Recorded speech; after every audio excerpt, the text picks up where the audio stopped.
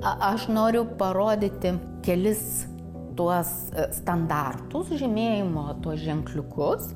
Tai čia yra kosmetika amerikoniška, Obri, ir jie yra sertifikuoti 2 ženklais. Iš tikrųjų, jie turi daugiau tų standartų, bet čia yra BDIH vokiškas, labai populiarus yra Europoje.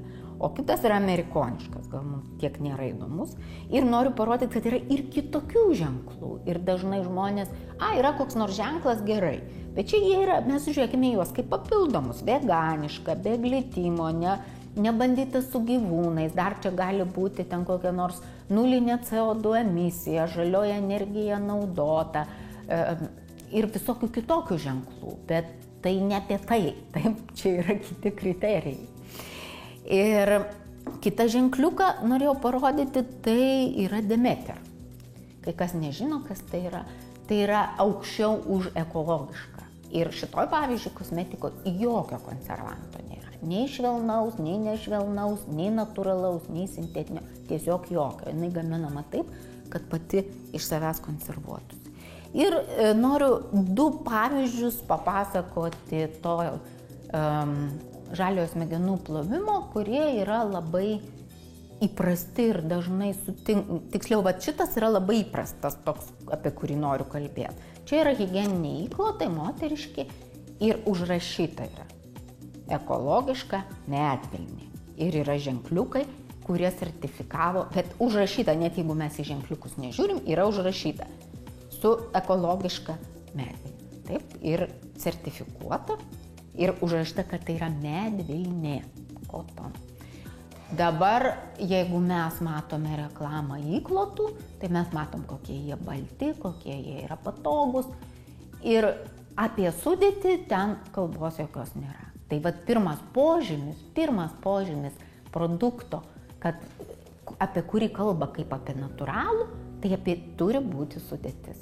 Jeigu sudėties nėra, tai greičiausiai nėra natūralu, nes visi, kurie gamina iš natūralių medžiagų, jie yra pamišę ant tų medžiagų, jie negali jų neužrašyti, nes matot, kosmetikai privaloma, jau higienos prekiam neprivaloma, galima parašyti koks nors ten polimeras ar kas nors.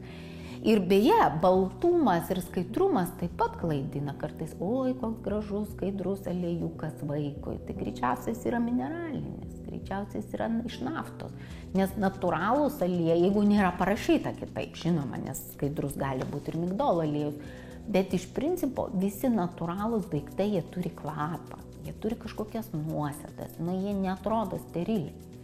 Ir tas, kad oi, koks baltas ir kuo baltesnis, to geriau, tai jeigu matai labai baltą, tai greičiausiai yra balinta arba netgi optiniai balikliai dedami. Tai tas sudėties buvimas ant pakelio turi būti sudėtis. Jeigu kažkas sako, kad yra natūralus, jis turi būti kažkur paaiškinęs, jeigu nėra sertifikato, jis turi būti paaiškinęs, kuria prasme jis natūralus, kas ten yra natūralus. Tai tokios reklamos yra labai daug. Ir iš tikrųjų, aš kai klausinėjau žmonių, daugybė žmonių, aš maniau, kad šis natūralus. O kur parašyta? Ne, aš maniau, nes lietuvių gamintojas. Va čia yra superinis dalykas. Lietuvių ar latvių ar rusų, arba rusų gamintojas. Tai kodėl jis natūralus? Šiais laikais natūralūs produktai yra brangesni, natūralios medžiagos brangesnės, pagaminti sunkiau negu sintetika.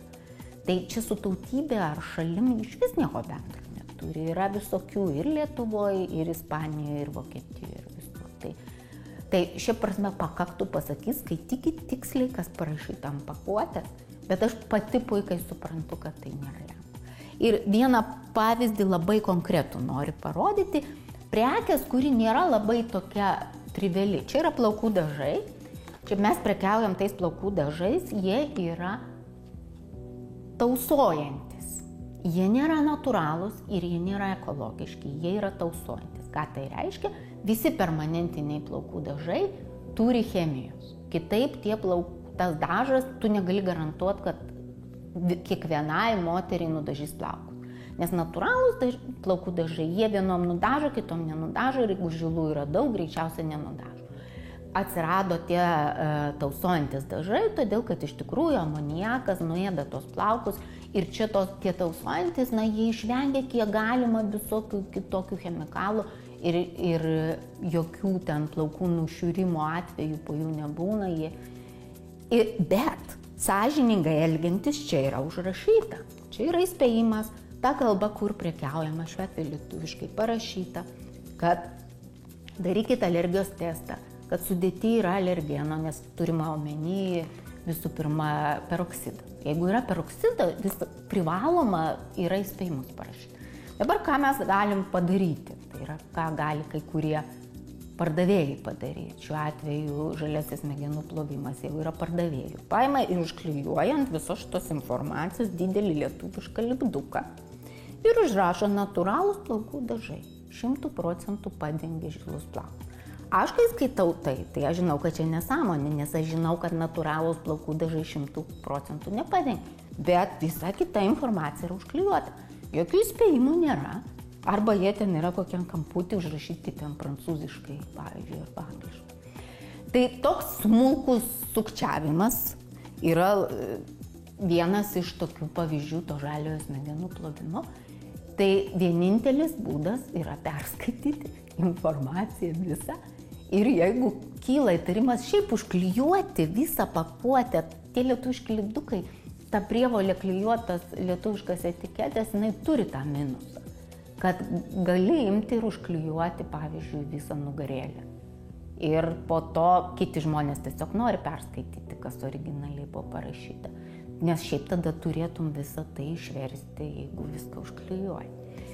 Tai tas informacijos tikslumas, šiais laikais jis yra labai svarbus. Ir aš suprantu, man pačiai emocija būna, kad taigi čia viskas gerai, o pat pala, o kas ten gerai buvo? Ar ten viskas gerai buvo?